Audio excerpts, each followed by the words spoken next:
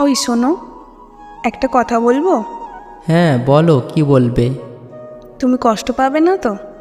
কি বলবে বলো, আমি কষ্ট পাবো না। আমি না কি তুমি?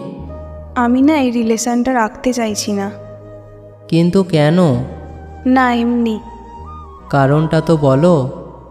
আসলে আমি আমার ক্যারিয়ার নিয়ে ভাবতে চাই। শুধু এই জন্য? হ্যাঁ।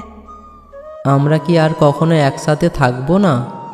থাকবো তো, আগে আমরা বড় হই, তারপর দেখা যাবে। আচ্ছা।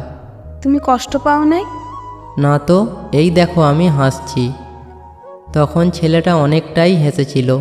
তারপর কিছুদিন পর আবার তাদের কথা হয়। ওই, হ্যাঁ বলো। কেমন আছো তুমি? ভালো। তুমি? এই তো আছি। ও। এখন কি আমরা আবার রিলেশন করতে পারি?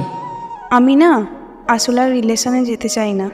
কিন্তু সেই দিন তো বললে। ওইটা তো এমনি বলেছিলাম। তাহলে? আমার বেস্ট ফ্রেন্ড। আচ্ছা যাই তাহলে, ভালো থেকো, বাই। বাই। তারপর 2 সপ্তাহ পরে রাত 2টোর সময় হঠাৎ মেয়েটিকে অনলাইনে দেখে ছেলেটি। কি করছো? কিছু না। আচ্ছা শোনো, হ্যাঁ বলো। চলো না আবার একসাথে থাকি। পারবো না।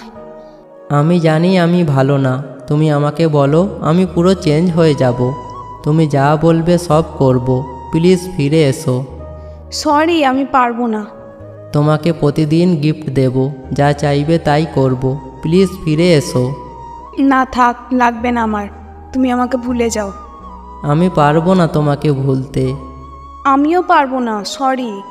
তুমি একটা নতুন রিলেশন করো, তাহলে দেখবে তুমি আমাকে ভুলে যাবে। দরকার হলে আমি তোমাকে খুঁজে দেবো। থাক, লাগবে না। আর তাড়াতাড়ি ঘুমিয়ে যেও, না হলে শরীর খারাপ হবে। ভালো থেকো, বাই। আচ্ছা বাই।